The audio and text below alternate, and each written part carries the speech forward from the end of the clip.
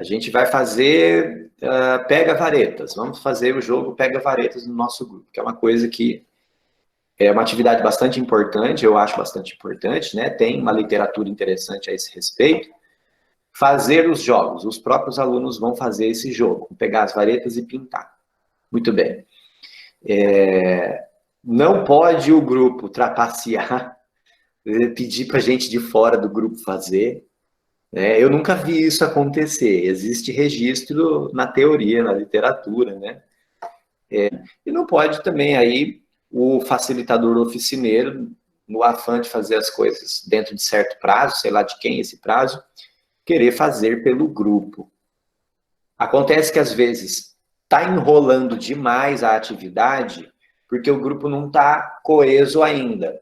Então você vai ter, via de regra, em grupo de alunos, alguns alunos implicados, com vontade de fazer a coisa, não é? E alguns alunos que não estão nem aí. E aí essa discrepância pode fazer algumas atividades demorarem muito para serem desenvolvidas. E aí acontece o quê?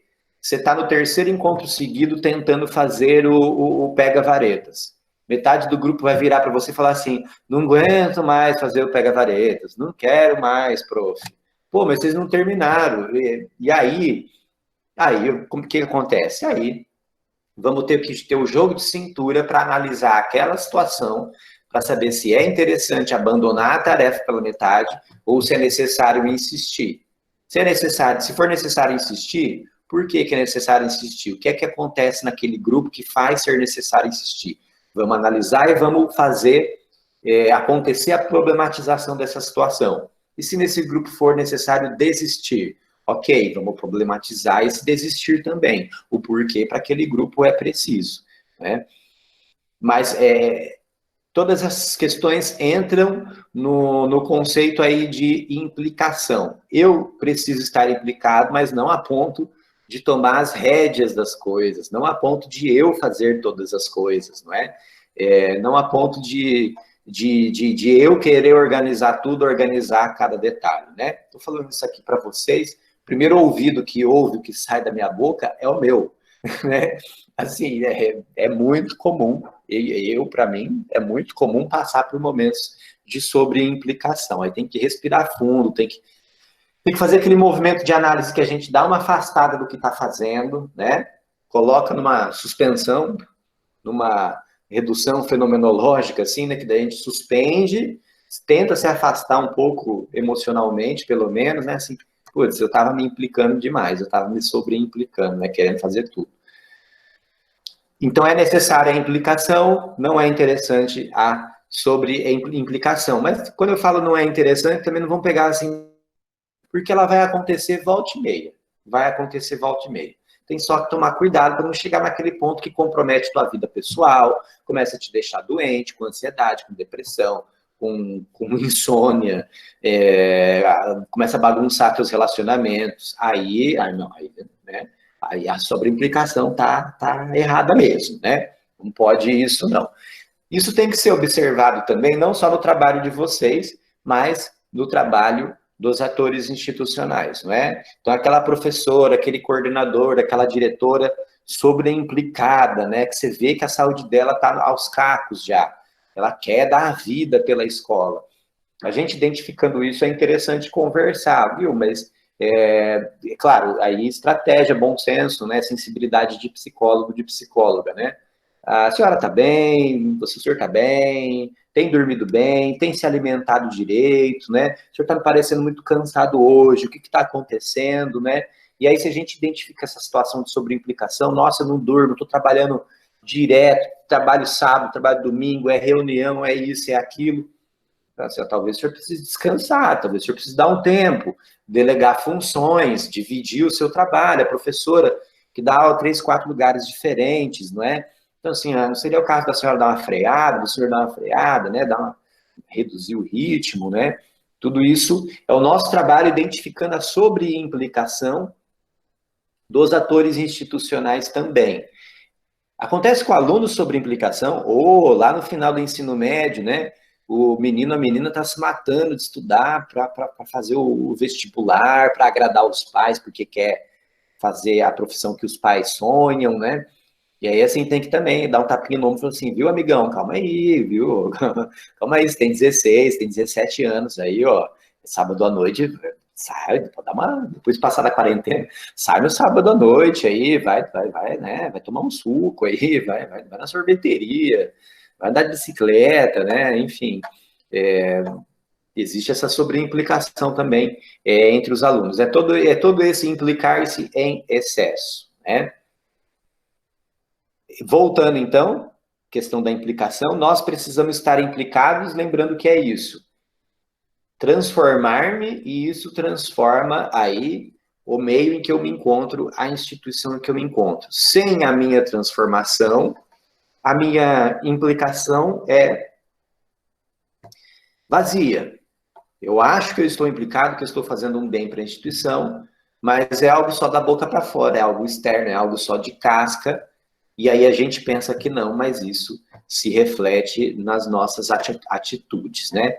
Ah, uma outra coisa, estar implicado também não é um erro bastante comum de pensarem assim, que implicado é só o profissional, é só o aluno, é só enfim, o participante que aceita tudo o que a liderança diz. É um erro que a gente tem que estar muito atento, tá? Porque muitas vezes a gestão, ou nós, enquanto oficineiros de um grupo, a gente pode ter a tendência a achar que só é participante implicado, só é profissional implicado aquele que concorda comigo, aquele que faz parte da minha panela, né? Se não faz parte da minha panela, não é bom profissional, não é bom participante. A gente tem que tomar muito cuidado com isso, tá? E observar isso nas relações na instituição, particularmente nas relações de trabalho, né? Muitas vezes você tem aquela panela que se forma em torno do gestor, e o gestor cai no erro de achar que só aquela panela é que trabalha de verdade. Aquele profissional que não dá tanta bola para ter contato mais pessoal com o gestor, acaba sendo visto como alguém que está desimplicado, que não tem implicação nenhuma. E não é, né? Mas muitas vezes a gestão acaba tendo essa visão. Só quem está pertinho de mim, né? Aí vira aquela panela assim que se vê todo fim de semana, faz macarrão junto, né? Ah, o fulano nunca está nos nossos macarrão de fim de semana, então não é implicado. Vocês convidaram? Ah, não, a gente nem convida porque sabe que não vai aceitar. Ah, é? Coisas de instituição que tem que ser observadas, tá? Para as quais a gente tem que estar atento. E aí, a implicação, ela envolve, então, esse trabalho sobre mim mesmo, que é uma reflexão sobre o que eu faço na instituição. E aí o Loho fala do diário, tem gente que chama diário de bordo, né? A ideia é fazer um registro do que você está fazendo ali, tá? É mais importante ali o registro de como foi feito. Não tanto assim o registro de como as regras da instituição estão sendo obedecidas. O que eu quero dizer com isso? Então, a instituição pede tal coisa, como eu fiz? É mais interessante o como eu estou fazendo o meu trabalho de atuação nessa instituição de forma geral. Não sendo um mero burocrata do que acontece ali. Mas, registrando o próprio processo de atuação, eu estou fazendo um trabalho de análise. Então, é importante que eu escreva a respeito de como eu me sinto desenvolvendo as ações dentro dessa instituição, das consequências que eu observei do desenvolvimento dessas ações, do efeito do desenvolvimento dessas ações sobre as pessoas. Tudo isso é importante que eu registre. No caso do estágio de formação, no curso de psicologia, existe lá o registro documental, que é aquele que não é público, que é o relato mais extenso, né? Vocês nem lembram mais tem saudade deles, né? Aí, assim, lá é espaço, sim, para colocar um pouco mais de si, desse próprio processo, de como você está vivendo esse processo. Aí depois, se a gente vê que tem coisa pessoal demais, a gente pode tirar, não tem problema. Mas todo mundo faz o rascunho desse registro documental, o rascunho desse relato longo, certo? Seja no computador, seja à mão, e depois pede para mim, pede para o supervisor ler, né? Aí a gente, nessa leitura, a gente pode tirar as coisas pessoais demais.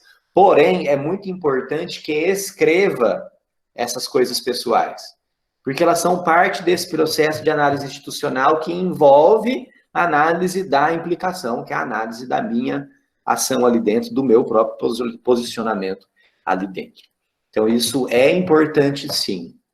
Inclusive, aquelas sensações que muitas vezes a gente não tem uma explicação muito nítida, né?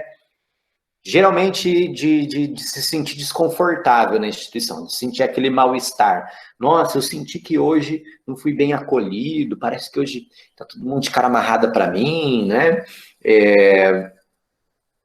Aí é que tá, né? Pode ser uma transferência, pode ser algo de mim, e eu estou confundindo com algo do meio, da instituição.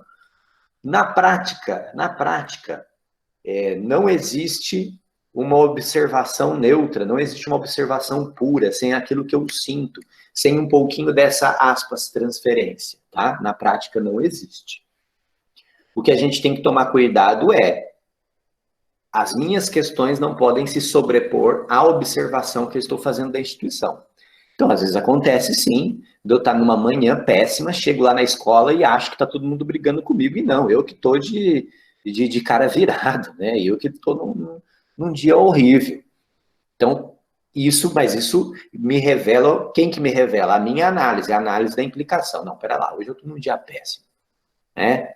Estou achando lá que a agente, né, a inspetora, me distratou, mas nada, ela só falou um bom dia meio rápido, ela não me distratou, eu que estou de mau humor hoje. É preciso fazer essa análise também. Mas separar puramente o que eu sinto, o que eu penso, como eu vivencio cada situação, separar da objetividade da situação, simplesmente não existe, né? Até porque não existe objetividade plena das situações humanas. Existe a gente tentar apreendê-las da forma mais completa possível. Se eu estou preso só no que eu sinto, aí eu estou vendo só isso aqui da situação.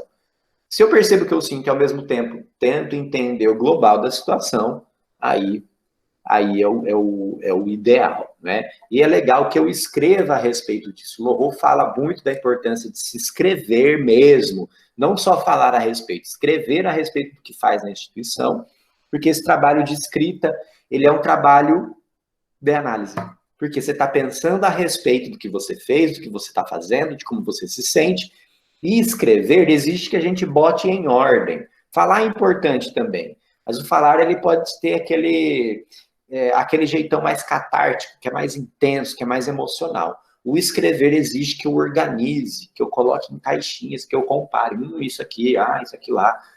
Então, escrever é parte indispensável, sim, não tenhamos dúvida, né? Então, assim, para os relatos, a gente espera, então, que tenha, assim, essa parte um pouco mais pessoal. E aí, depois, na hora de jogar na documentação, a gente vai tirando aquilo que é pessoal demais, aquilo que vai expor as pessoas, a gente tira. Mas é importante esse exercício do escrever, tá?